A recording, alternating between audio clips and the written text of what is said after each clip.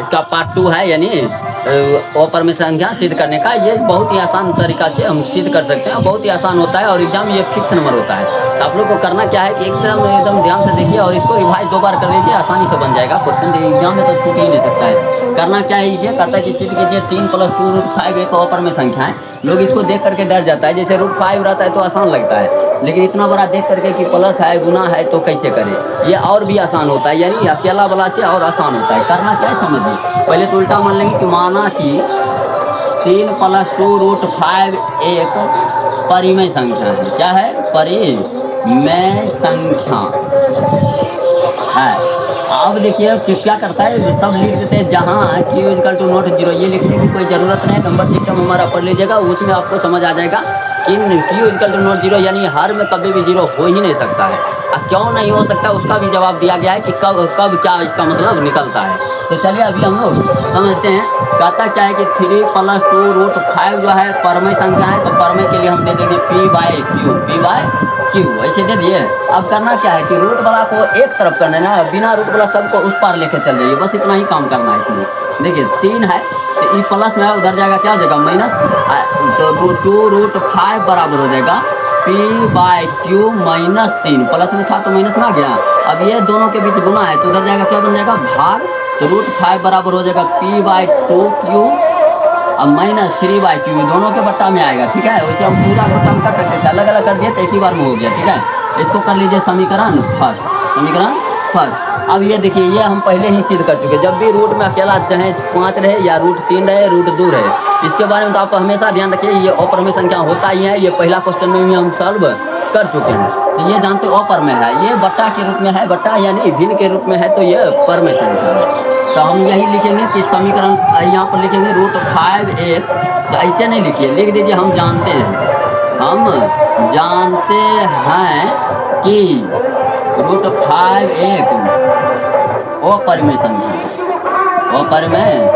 संख्या है, ये हम जानते हैं। अब यहाँ से हम लिख देंगे p/2q जो है तथा ये क्या है 3/q, ये दोनों के दोनों क्या है परिमेय संख्या है, बट्टा के रूप में है तो क्या संख्या हो जाएगा परिमेय संख्या है। ये हो गया कि इधर अपरिमेय, इधर क्या है परिमेय संख्या। तो हम लिखेंगे समीकरण फर्स्ट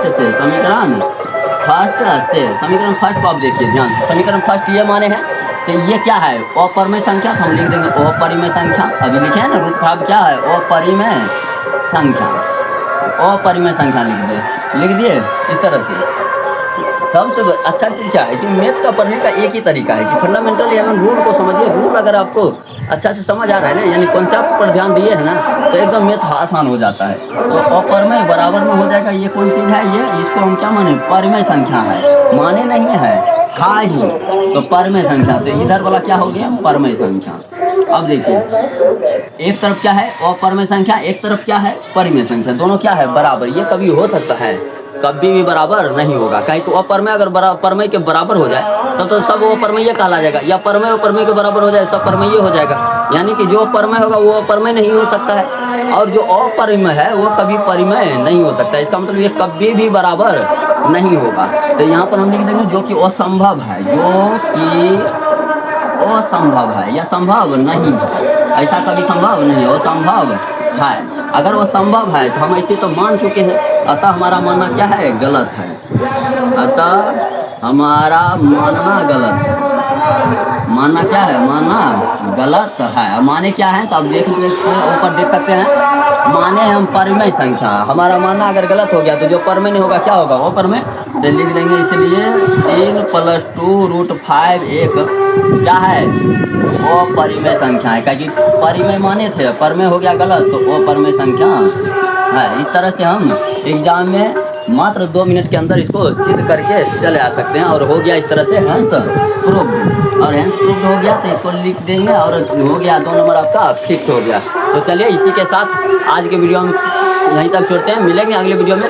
सिर्फ इम्पोर्टेंट टॉपिक लेके आते हैं जो कि एग्जाम में आपको 90% क्वेश्चन आना ही आना है, ऐसे क्वेश्चन हम लाते रहते हैं। लगभग आप मैथ में 90+ नंबर आपको आएगा, सिर्फ ऐसे टॉपिक आप देखते चलिए और समझते चलिए, सबको रिवाइज करते चलिए। मिलते हैं अगले वीडियो में, जय।